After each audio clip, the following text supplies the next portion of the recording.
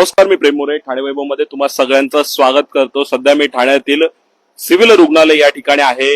नेमकं ठाण्यात चाललंय तरी काय असा प्रश्न पुन्हा एकदा या ठिकाणी पडलेला पाहायला मिळतो। एका मराठमोळ्या तरुणावर परप्रांतीयाने हल्ला केलेला आहे आणि तो आता गंभीररित्या जखमी झाल्याचं चित्र पाहायला मिळतं। त्याच्या हाताच्या बोटावर जे आहे ते या ठिकाणी मोठी जखम झालेलं चित्र पाहायला मिळतंय। कुठेतरी मोठ्या प्रमाणात आपण पाहिलं तर गेल्या काही वर्षांपासून मुंबईसह ठाण्यामध्ये जे आहे परप्रांतीय विरुद्ध स्थानिक असा वाद जो आहे तो मोठ्या प्रमाणात पाहायला मिळतो आणि आज सुद्धा एका मराठमोळ्या तरुण मुलावर जो आहे तो हा प्राणघातक हल्ला केल्याचं चित्र पाहायला मिळतंय। नेमकं काय घडलं या तरुणासोबत, कारण की आपण पाहिलं तर गेल्या काही दिवसांपूर्वी ठाण्यातील विवेना मॉल समोर सुद्धा एका ओला चालकाने एका वयोवृद्ध व्यक्तीला जे आहे ती गंभीररित्या मारहाण केली होती। तो सुद्धा परप्रांतीय ओला चालक होता आणि आज पुन्हा या दिव्यातील या तरुणावर जे आहे तो जीवघेणा हल्ला करण्यात आलेला। नेमकं ह्या तरुणासोबत काय घडलं आपण त्याच्याकडनं जाणून घेणार। सध्या मी सिव्हिल रुग्णालयामध्ये आहे, आपण त्यांच्याकडनं जाणून घेणार।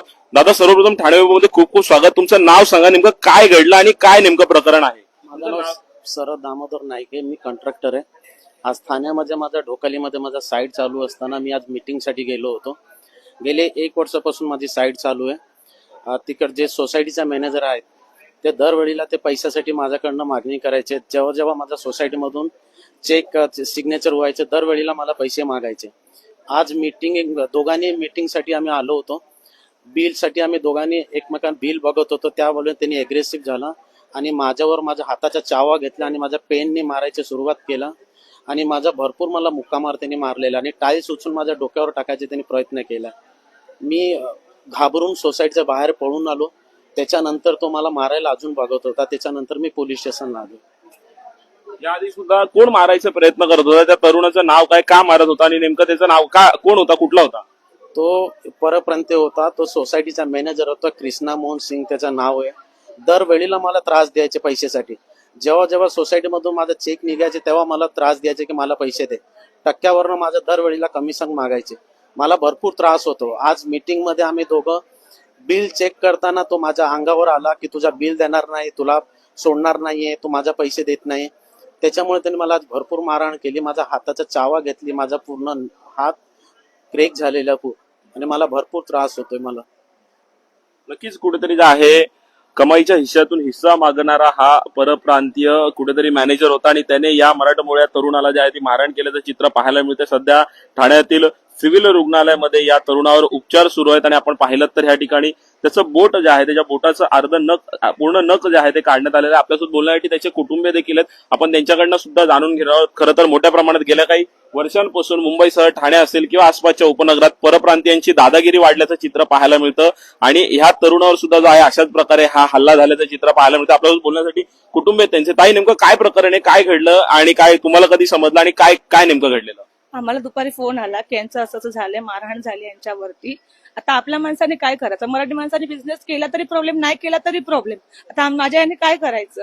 उद्या आज यांना मारलं, उद्या काय त्यांच्या हातामध्ये सुराबिरा असं काय केलं असतं तर आम्ही कुठं गेलं असतं? काय करायचं आम्ही? त्यांची अवस्था बघा कशी झाली आहे। यासोबत कोण पण नसताना त्याने वार केलं त्याच्यावरती। म्हणजे आज माणूस आपला सेफच नाही आपल्या महाराष्ट्रामध्ये। आम्ही काय करायचं?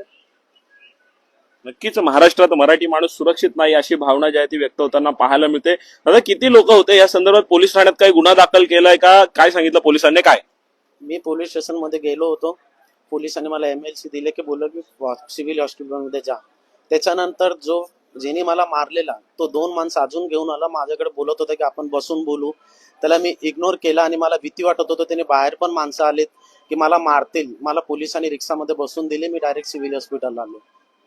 नक्कीच कुठेतरी या मराठमोळ्या तरुणावर हा प्राणघातक जो आहे तो हल्ला करण्याचा प्रयत्न होता। कुठेतरी आता सध्या सिव्हिल रुग्णालयामध्ये उपचार सुरू आहेत। मात्र आता ठाणे पोलीस अशा प्रकारच्या घटना कशा प्रकारे रोखतील, कारण की ठाण्यात गेल्या काही वर्षांपासून परप्रांतीयांची वाढती दादागिरी मोठ्या प्रमाणात पाहायला मिळते आणि या सुद्धा मराठमोळ्या तरुणावर एका परप्रांतीय कृष्ण सिंह या नावाच्या ज्या व्यक्तीने हल्ला केलेला, त्यामुळे आता सध्या या तरुणावर सिव्हिल रुग्णालयात उपचार सुरू आहेत। मात्र आपण आता जरी पाहिलं तर त्याच्या बोटाला जी आहे ती मोठी जखम झालेली पाहायला मिळते।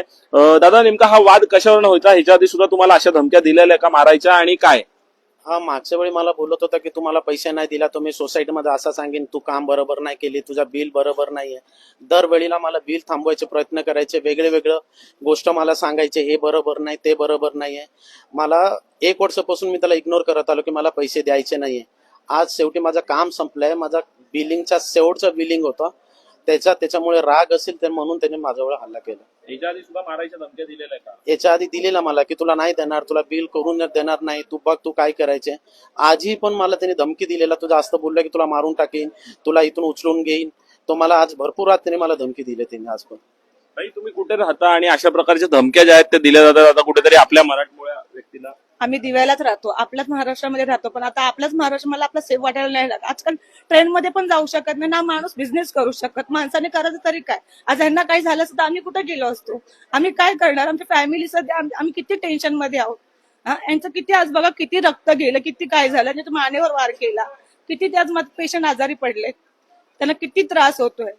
आज आपला मराठीच माणूस असं आपल्याच देशामध्ये सेफ नाही तर काय करणार? आम्ही जायचं तरी कुठं? सगळे हे युपी महाराष्ट्र सगळे तिकडे येऊन पडतात नाही. आमच्या लोकांनी काय करायचे मराठी माणसांनी? आता त्यांची अवस्था बघ कशी झाली. नक्कीच कुठेतरी या मराठमोळ्या तरुणावर हा हल्ला करण्यात आलेला. सुदैवाने या हल्ल्यात हा तरुण जो आहे तो बचावलेला आहे. मात्र अद्यापही जे आहे कुठल्याही प्रकारे पोलिसांनी कुठलाही गुन्हा दाखवला तरी पुन्हा एकदा ठाण्यामध्ये परप्रांतीयाचा एका तरुणावर, मराठी तरुणावर जो आहे तो हल्ला झाल्याचं चित्र समोर आलेलं पाहायला मिळते. सध्या आपण ठाण्यातील या सिव्हिल रुग्णालयात आहोत आणि नक्कीच आता ह्या तरुणाला कशा प्रकारे न्याय मिळवून दिला जाईल हे देखील पाहणं तितकंच महत्वाचं ठरणार आहे. ठाण्यातील अशा ताज्या घटनांसाठी ठाण्याच्या फेसबुक, इन्स्टा आणि ट्विटर अकाउंटला फॉलो करा. तसेच आमच्या युट्यूब चॅनलला सबस्क्राईब करा.